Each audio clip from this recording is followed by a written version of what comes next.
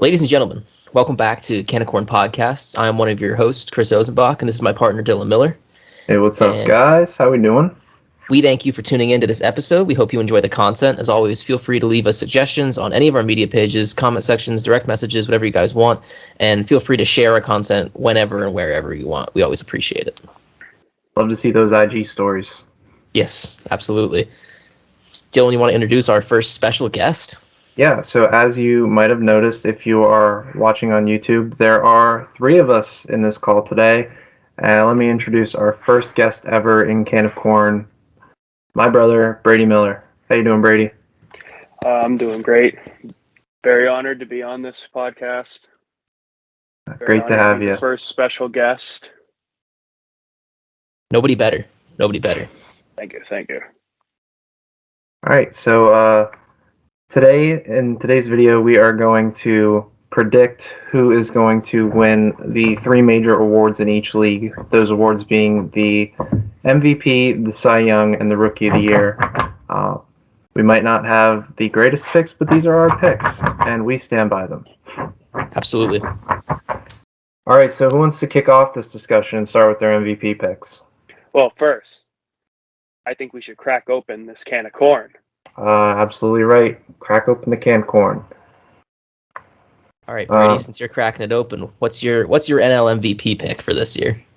Or AL, I'm sorry. AL MVP pick. Could I give some honorable mentions for some people? Absolutely. Yeah, I'd keep it to two. That I was planning on two.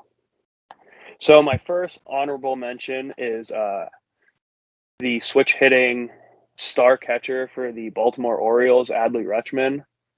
He was going to be my pick, but it seems like the MLB does not give any love to catchers, which is a shame because I was a catcher. Yeah, as a fellow former catcher, man, I wanted to win it so bad, but catchers just don't win MVP, so I'm not gonna. Shaft. Which is crazy. They touch the ball almost every single play. And some of these catchers are very, very good. Yeah. Especially these switch hitting ones like Adley and my boy Big Dumper, Cal Raleigh. Yep. I was a little disappointed that you didn't bring him up in the last podcast. Our apologies. Especially his nickname. Well, so I have a feeling that won't be the last you're hearing of him. Probably not. So I have Adley Rutschman. He batted 277, hit 20 home runs, 80 RBIs, and had an 809 OPS in just his second season. And like I said, he's a switch hitter, so can't get more valuable than hitting from both sides. And I mean, the guy's got pop in both sides. If you guys, I know Dylan probably watched it, but I don't know if Chris watched the home run derby when he was in his bonus round and hit all right-handed and then hit all left-handed, or vice versa. Yeah, that was pretty sweet. It's really rare to see somebody with that kind of power from both sides too. Yeah, it's something you haven't really. I mean, Jose Ramirez kind of has that pop, but you haven't seen that consistent since like Chipper Jones, who hit 300 from both sides for his career, which is pretty nuts. And then my second honorable mention is Corey Seager. I honestly was going to put him number one, but I just saw today that he might not be in for opening day because he was getting surgery.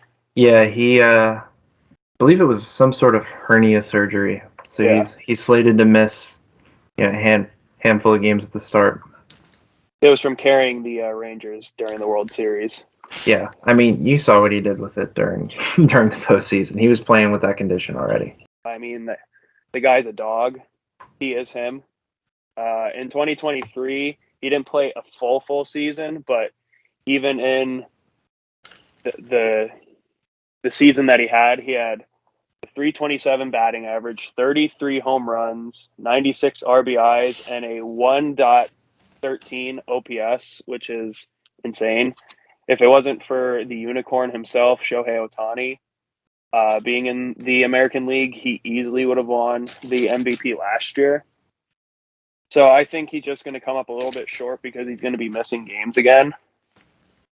But my pick for the American League MVP, you guys mentioned him in the last podcast when talking about your highs on the Mariners.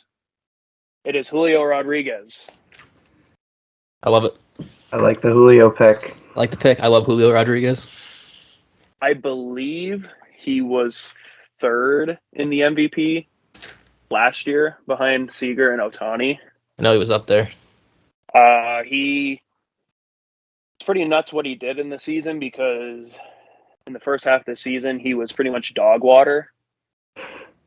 But his stats in the season were he batted .275, hit 32 home runs, hit 103 RBIs, and stole 37 bases. So he had another 30-30 season and had an 818 OPS, which if he does that stuff for a full season, you're looking at someone that could probably hit a 40-40 season pretty easily and have a high 900s OPS.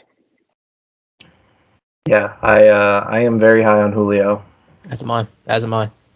Dylan, would you like to do your MVP next? Yeah, I will. So I've got one honorable mention per award, and not to steal any of Brady's thunder, but my honorable mention was Julio Rodriguez for all of the previously mentioned reasons. Guy's just a lightning bolt. He is insanely fast. He has incredible range on the field. Do you know how many? I don't know how many home runs he robbed last year, but it feels like every other week there's a new clip of him robbing a home run. So he's just lockdown defender in center. He had a stretch in August where he had 17 hits in 4 games. That's nuts. And if that sounds nuts, it's because it is. That does not happen. He is insane. But I think there is one person in the American League that will finish above him, and he was mentioned in Brady's honorable mentions, but that is my shortstop, Corey Seager. Corey Seager finished second in AL MVP voting last year behind Shohei Ohtani, and I think with Ohtani out of the division, or out of the league rather, I think Seager's time to take that MVP is staring him in the face, especially with, as we discussed on the last episode, with the Rangers needing to stay afloat in the early season while their pitching is injured. I think Corey Seager is going to step up and provide for that offense so that they can stay in the hunt. And I think he's just going to continue to be that superstar shortstop for them.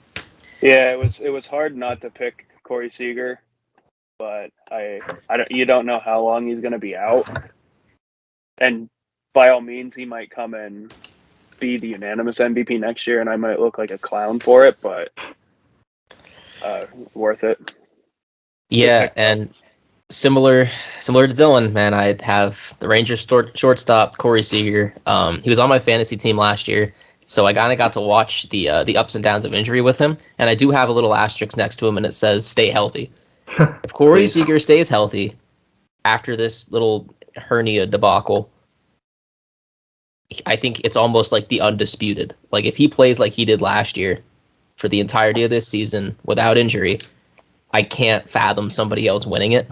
Like that was it was insane. Watching him, like that was nuts. I shouldn't say never, but I've almost never seen somebody do what he did.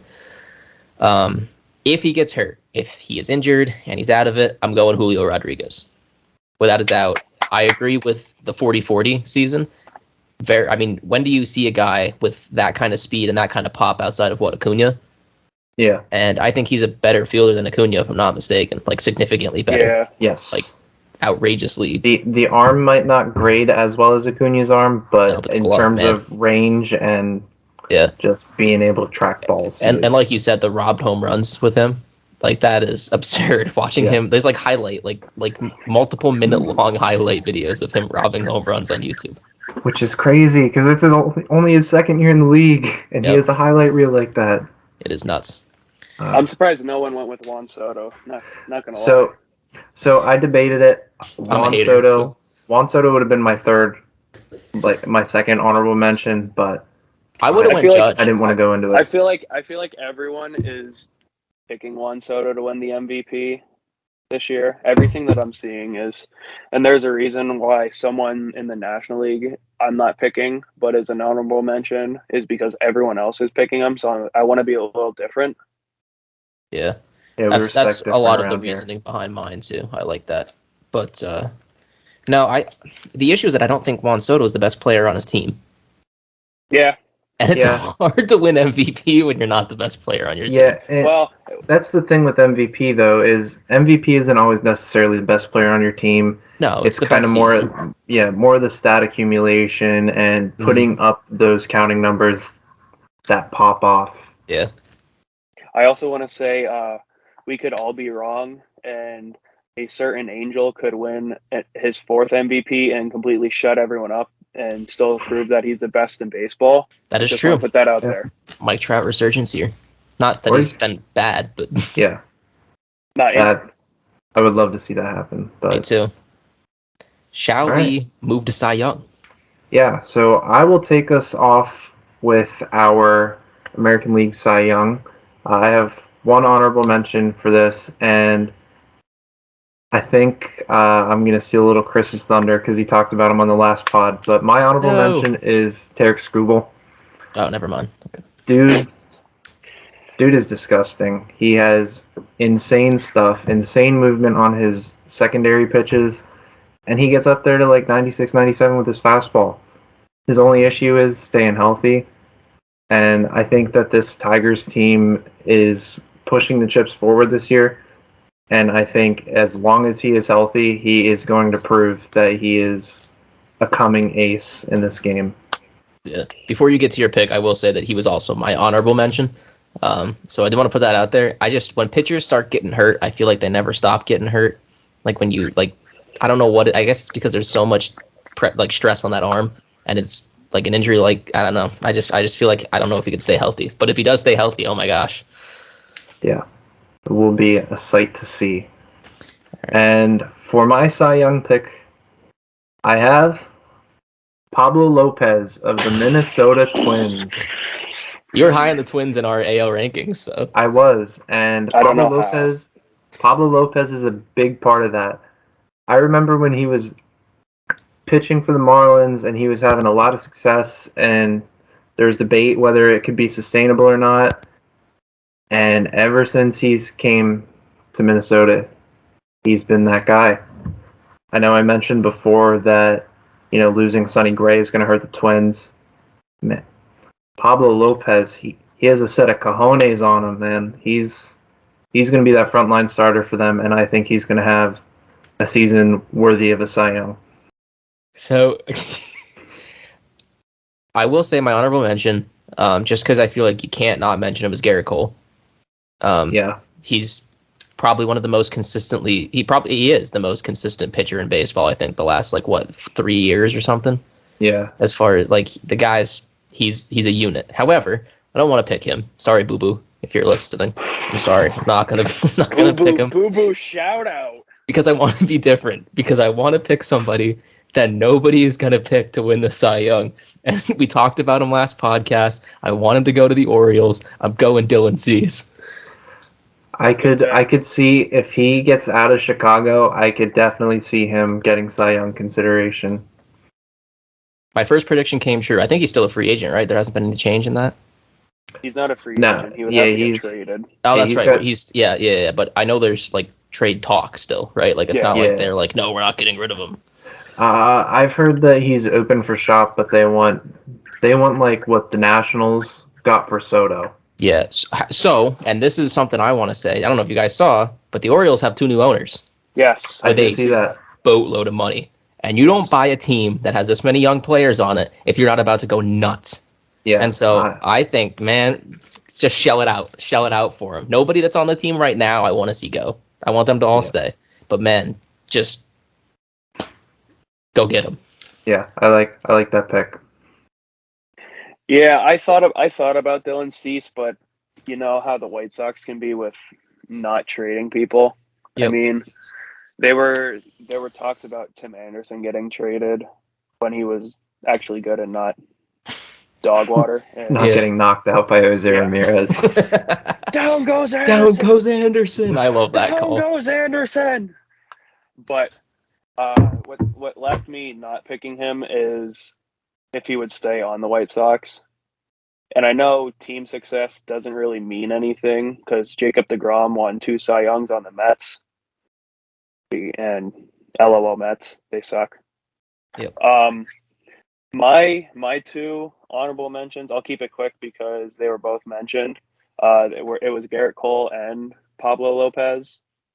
Obviously, Garrett Cole was the Cy Young winner this last year. Has been probably top 5 pitcher in the league for the past 6 years. Okay, maybe not 6, but pretty close to it. And then Pablo Lopez kind of had his breakout year this past year with the Twins, got away from Miami. But you will hear another Miami name in the NL Cy Young, so let's keep that in mind. But he had just an unbelievable season and has proved himself to be the new ace of that Twins. Yeah, so I think in recent news the Twins are kind of backtracking, and I mean the AL Central has always been anyone's division to win because it's that bad. But It's just a central story. There's never Yeah, I don't know what much. it is. Both NL and AL Centrals are just kind of up for grabs all the time. But my 2024 American League Cy Young winner is going to be Kevin Gausman from the Blue Jays. Kevin Gausman. I like it.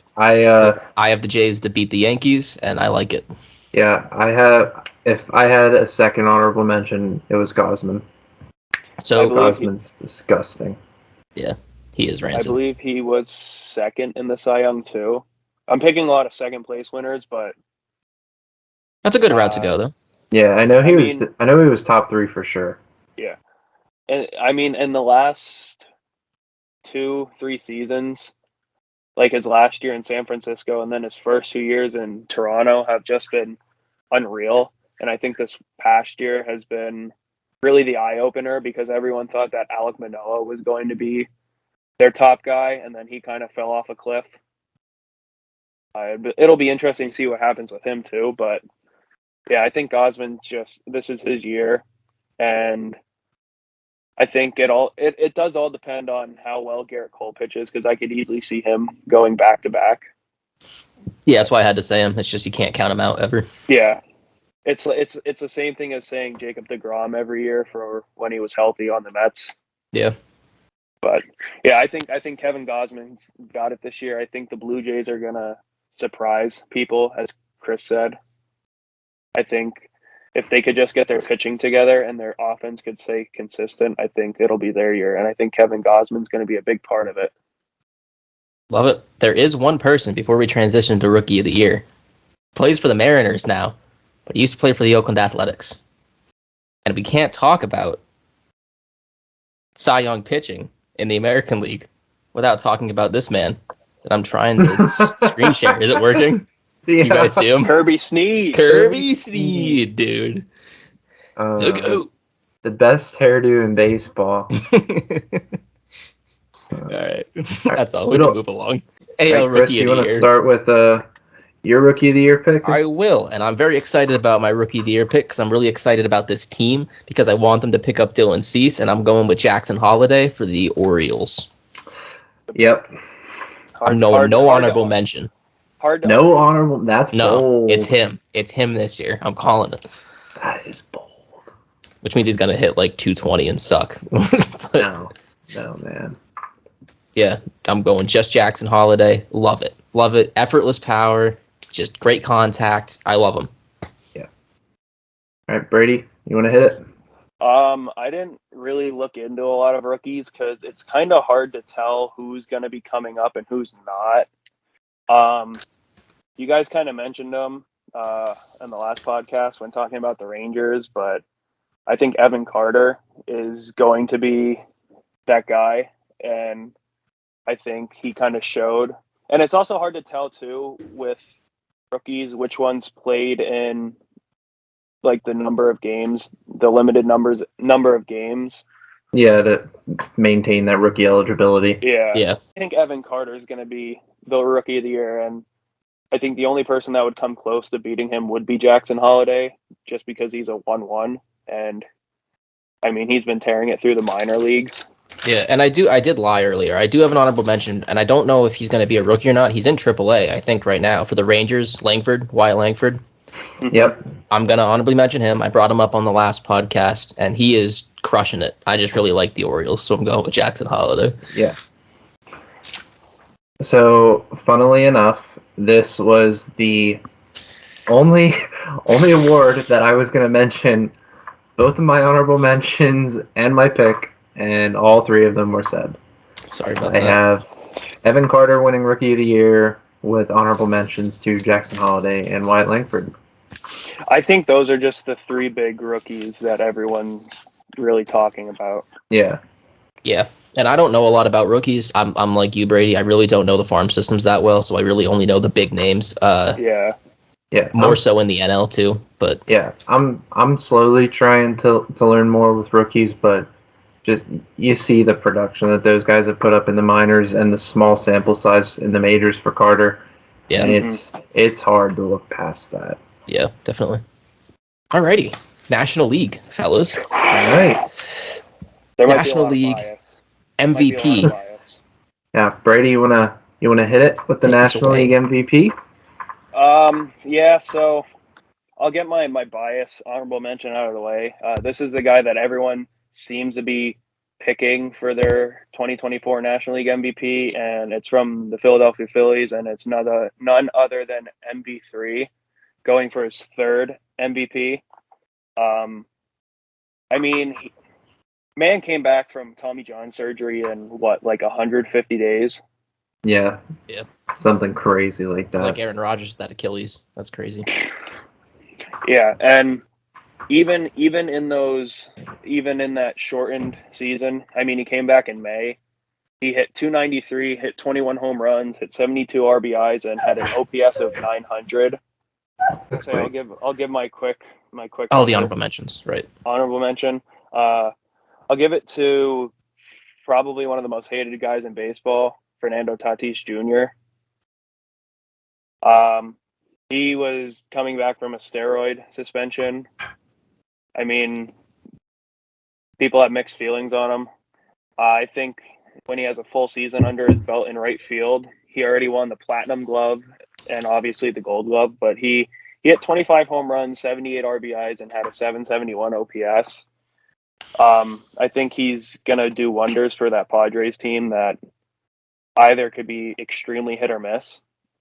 But yeah, I like it. I don't like him, and I definitely don't like the Padres. But yeah, no. All right, so my MVP is this could either go very good or very bad because he will be battling with people on his team to be winning it. I have Mookie Betts. Yep, I like it. Mookie with his second. I think him going to second base is going to really open up people. I mean, he played a lot of games at second base this past year already. But I think him making that full transition is going to open up a lot of eyes, especially to second base. And that might open people's eyes up to someone like my boy Bryson Stott, who is criminally underrated by Draftnik Mark. Yeah, I'm adding you, buddy. But I think this is his year to win his second MVP. He hit over 300, had almost 40 bombs, and had a practically 1 OPS. Yeah, I like the Mookie pick, ironically because of not because of the I don't like the transition to second base. I guess I should say, as far as odds of him winning MVP, because I think everything that he does to win MVP is gonna be at the plate. I don't think anything he does in the field is gonna matter, because for whatever reason, second basemen just don't get fielding recognition. Yeah, I don't know though. I think his fleet-footedness that helped him so much in the outfield is going to has transitioned well to second base, and I think he'll be able to make a lot more range-worthy plays than you'll see some average second baseman make. I absolutely agree. I just think that for whatever reason, people who do the MVP stuff are going to be like, oh, well, he plays second. And that's just the worst shortstop. Like in people's heads, I feel like that's what it means to play second base. I mean, I also think that the people that vote MVP do not consider any defensive statistics at all. Yeah. So Brady, final pick. We're going Mookie Betts as the favorite to win. Marcus Lynn Betts. Lynn Betts, 300 bowler. Yeah. Alrighty, Dill. All right. So my honorable mention was previously mentioned as an honorable mention. I have Fernando Tatis Jr. I talked about Julio Rodriguez being a lightning bolt. Tatis is the exact same way. I think he is one of the very few players in MLB history to have the power and speed potential to shoot for a 50 stolen base, 50 home run season. And that transition to the outfield with his wicked speed and his arm, I think it just helps his stock so much more because it gives him the defensive versatility. And, if needed, he can go pick it in the middle infield. I think kid's just a stud. And with the whole steroid accusation, I think it just put an even bigger chip on this guy's shoulder. This guy, he's in his villain arc, and he's just embracing it, and I love it. And then my MVP pick was mentioned previously as well. I'm going to bring out my Phillies bias. Oh, yeah! I have my first baseman, Bryce Harper, winning his third MVP, the second of which with the Phillies. For all of the previously mentioned reasons that Brady put him as an honorable mention, as well as I think he's going to play a great first base. We saw what he did in that half-ish season he played first, where he split time between first base and DH. He was making good plays. I mean, there were some growing pains over there, but I think as he's putting in work in the off-season and spring training, I think he's going to develop into an above-average defensive first baseman. The defense at first base, I mean, it can't be much worse than some of these first basemen that have. Well, it can't be much worse than Rhys Hoskins. To be honest, that's exactly my point. I mean, I'm surprised Dylan didn't go with his boy Big Meat Pete Alonso for the MVP. I could easily see him getting the MVP and everyone clowning on Dylan for the entire year. If I didn't hate him so much, I'd love it. No. It's one of those things where I love him so much just because Dylan hates him. There will be so many times where I will airdrop photos of him to Dylan just at random times just to piss him off. Oh, good. Yeah. One last thing before we move off Harp, just because he's my guy, I love talking about him. I don't think you can put a value on how valuable him being willing to come out and learn a new position after Rhys Hoskins goes down. He sees that hole and knows, like, hey, I have an opportunity in front of me to make something out of that and help our team out. I mean, we saw Jake Cave, Derek Hall, Alex Bone, Cody Clemens. We saw all these guys play first base. Yeah. And I cannot stress enough how badly this season would have went if we would have kept rotating guys in and out of first base. But him stepping up like that and being that leader that he is truly invaluable. Definitely. If they measured like clubhouse presence as a statistic for MVP voting, oh my lord. I mean, what that guy has done to just the entire team as a whole since he got here is incredible. The people he's been able to bring in. Even the whole city. Yeah, really. I mean, you want to talk about a city left on one guy, it's him. Well, and look at how he was in the beginning of his career when he played in Washington. Philly hated him. Oh my gosh, yeah. It literally went from a villain arc to the hero of Philadelphia. Absolutely. I mean, I think Philadelphia is where villains go to play, right? I guess. I think the only other person that might be more beloved in Philly than him might be just Jason Kelce, but there's a good argument that Bryce Harper is more loved than Jason Kelce. I mean, yeah, I wouldn't disagree with that at all. It's pretty cool. People wear Bryce Harper jerseys to Eagles games. I haven't seen someone wear a Jason Kelsey jersey to a Phillies game yet. That's true. Very valid. All right, Chris, you want to give us your pick? I'm ready. You guys, this is a shot in the dark, like most of my picks. But I'm going with Trey Turner on a resurgence year because at the end of last season, I don't know what happened to him. He went absolutely berserk. Absolutely berserk. Standing ovation. If he can continue that from the start of this year until the end of this year, I think he wins MVP.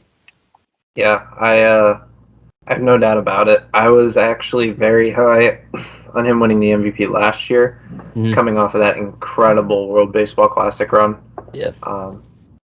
I never expected him to nosedive that first half like he did, but showed a lot of promise in the postseason, and as you mentioned, that the back half of this past season. So I think that's a pick that has the potential to age really well. And I think that based off of the signs around him struggling and when he started getting better, I think it was a comfort thing. I don't think for whatever reason he was comfortable playing with where he was playing or who he was playing with or whatever, and something changed. And so that's why I don't think it's like a fluky thing where it's like, oh, he just got good all of a sudden like that year. I do think that now that he's comfortable being here, it's going to be a different story. And my honorable mention is one that we haven't discussed yet. I'm a little surprised. I thought somebody would say it. I don't really like him all that much, mostly because he's in our division. But Atlanta Braves, I'm going Ronald Acuna as the honorable. I know it was his best season last year, but I still feel like he can get better. I don't know if he will, but like if what wasn't it 40-40 or whatever the 40-70. 40-70, yeah. I could see that becoming maybe 50, like fairly easily. I don't know. I have a feeling. Yeah, quick note for those listening that aren't familiar. 40-70 is referring to 40 home runs, 70 stolen bases. Yeah. I think it's going to take something like a 50-50 season for him to get another MVP. Because it's going to be this. It's going to be the same thing as Ohtani not going back to back in the American League. Everyone's going to get used to it, and then it's kind of going to go, oh well, we can't give him the award every year for going 40-70, 40-80. Yeah, and speaking of Ohtani, because we haven't mentioned him, and I'm sure that there's probably someone listening to the podcast that's like, man, Dodgers no one said Shohei. I think the issue is that his team is so good that it's hard to make a statement that he's bringing that much more value to it. Yeah, I fully agree. Like, it's a similar situation to like what's going on with San Francisco, the 49ers, if you guys pay attention to that. There's so many good players on their team that none of them can win MVP. Yeah. Because, like, and that's kind of how I feel. I mean, I think he is the best player in baseball. There's never been someone that does what he does. But I can't see him doing it with that roster. Like, I'm honestly surprised. I mean, it took Ronald Acuna to do something crazy that we've never seen before with that 40-70 season. Yeah. But, we saw teammates fighting each other for MVP last year. Granted, it was only pairs of teammates, let alone three teammates fighting each other. Yeah, Freeman, Mookie, and referring to Mookie Betts and Freddie Freeman last year, and then Ronald Acuna was also fighting Matt Olson. Yeah. But now you have two of the top three finishers with Betts and Freeman, and then you add in the American League MVP winner in Ohtani. I think it's going to be just an absolute logjam to try and like you said, like with the WAR stat being so big in MVP, when you have a team like that, I feel like it's hard to get a WAR stat that crazy because I feel like they're a 100-win team without him. Yeah. Like, so how many more games can you win? Like, you know what I mean? Like, so who are we rolling with for the NL Cy Young pick, Dylan? All right, so I have one honorable mention, as always. I think Corbin Burnes is going to make a very heavy case. It is his contract year. Do with that what you will, but in these last couple of years, we've seen guys really ball out in their contract years, and he won the Cy Young in 21 and had other finishes where he was pretty close.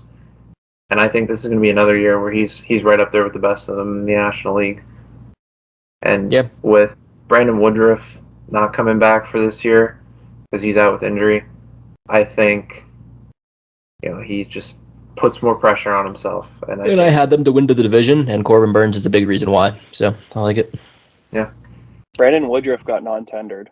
He's not even on the team anymore. Oh, yeah, really? because he was going to miss the entire season. And was this is contract year, I assume then? I'm not sure. I believe next year would have been. So I think someone can pick him up now. But yeah. All right. Actually, so sad if this happens, but my Cy Young pick is Kodai Senga from the New York Metropolitans. Wow. I was going to pick him, but I knew you picked him. You told me you were going to pick him first. Yeah. So Kodai Senga came over international free agent last year, signed with the Mets, and if not for Corbin Carroll, would have won Rookie of the Year. Easy. So I think he's just going to build off of that season. He is so far and away clearly the Mets' best pitcher, and I think that's just going to help him continue to shine. He's got absolutely disgusting pitches. He's the only you say ghost fork to anyone that knows Major League Baseball. Yeah, they know it's him. That is Senga's pitch. Yeah. And I just cannot praise him enough for what he's done in his granted 1 year showing of work, but I think he's got the Cy Young in the bag.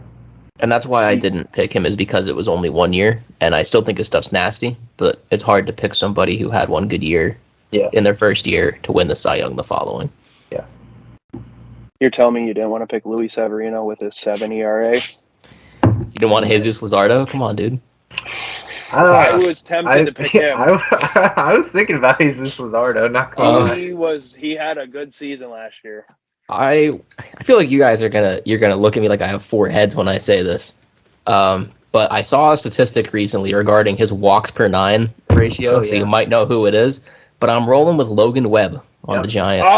As soon as you said walks per 9, I knew. I'm a big strike thrower guy. I love guys who just pound the strike zone.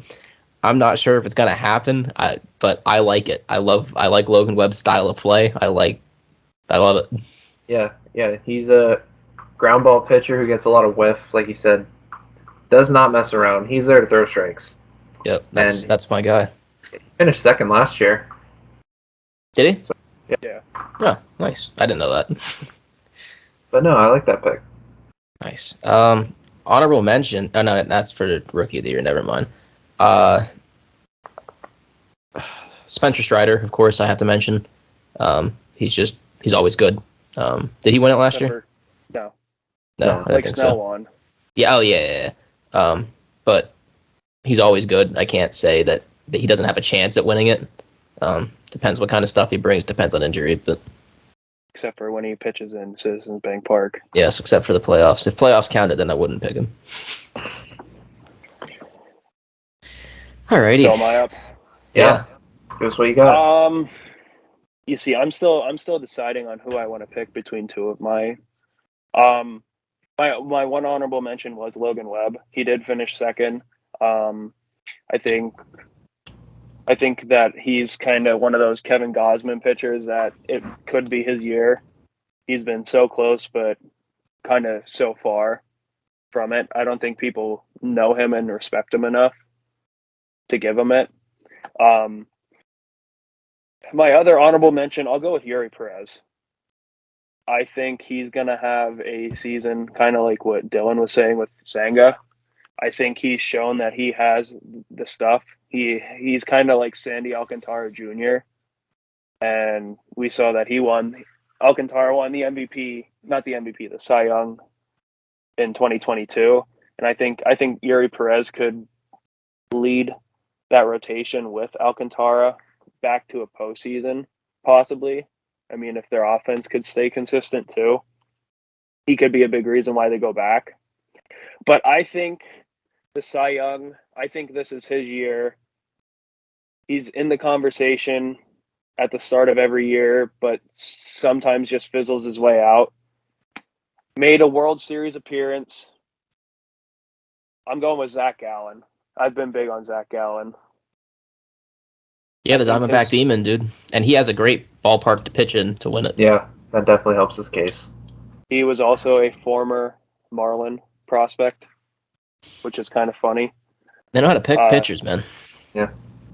I mean, he was straight. It's funny. He was traded for Jazz Chisholm, and I'm pretty sure the Marlins would love to go back and keep Gallen now. Wouldn't we all? I don't know how they keep doing that. They keep getting people who just can't hit the ball very hard, but are fast, and that's just all they do. Yeah. Marlins baseball. Yeah, but I think Gallen, he won 17 games, had a sub 3.5 ERA, had over 200 strikeouts. I think if he gets on a hot streak and just continues to ride the wave, I think it's his year to lose. And obviously that Diamondback team is on the rise. I mean, they beat the Phillies in the playoffs. That was awful, but yeah, I agree. I think it's his year. Yeah, building off of your point, I don't think for Gallen it's necessarily riding the hot wave. I think it's staying away from the cold wave. Yeah, Because he was a front runner for a large majority of last season. That's what I mean. Him and Justin Steele were both neck and neck, and then they both kind of fell off at the same time. Sorry, I can't hear Steele without laughing. Yeah. But no, I like it, and like I said, in that ballpark, man, you put the pitcher in there, and you should be a Cy Young front runner immediately because in most of your games, they're not going to hit home runs off you. And he has something that I shouldn't say he has something, but the thing that scares me with Logan Webb is that he is a contact pitcher. And sometimes you see it where a contact pitcher just gets shelled because he's throwing strikes. And so if for some reason this year, say his fastball doesn't have the movement it normally does, it's over. That's it. That means he has a 5 ERA and he sucks. All right. Could be tragic. Chris, want to give us your Rookie of the Year pick? Yeah, sure. So this is kind of a little cliche of me for what I feel like is probably aside from Corey Seager, my first cliche pick. But I'm going to go with Yamamoto on the Dodgers. Ooh. And there are two reasons why I picked him. One, he is getting put in a position to succeed. He is on a team that is going to be able to help him. He has Shohei Ohtani, who's going to be able to talk to him. And I think that's going to be really big. And it's just kind of the perfect scenario for him. The second reason that I think that he's going to be the Rookie of the Year is because his last name, Yamamoto, is the same as the brand of fishing worms that I buy. and so instant win. I think that's got to be a sign that he's going to be good, I think. But all jokes aside, I mean, the guy, everyone's seen the videos of his stuff. He has nasty stuff. He throws hard. He has good junk. He was excellent over in the league over there. I don't have an issue picking him. And my honorable mention is my biased Phillies pick. I'm going to go with Andrew Painter. If he gets there, kind of deal. Yeah. But I like him. I like what he's shown prospects-wise. So I'll put him in there just because I'm biased. Gotcha. Brady, what do you got? I will. I'm torn on this one too. It's another thing where you don't know who's going to come up. And I was going to go with Painter, but you also don't know if they're going to conserve him because of his Tommy John that he just had. I want to give a shout out to McAble too. I think he could possibly come up and take the league by storm. But I'm going to go with a real bold one. I'm going to go with my boy, shout out to the Baseball is Dead podcast, with Paulie Punchouts. Paul Skeens. I think he's going to come up. Livy Dunn's boyfriend.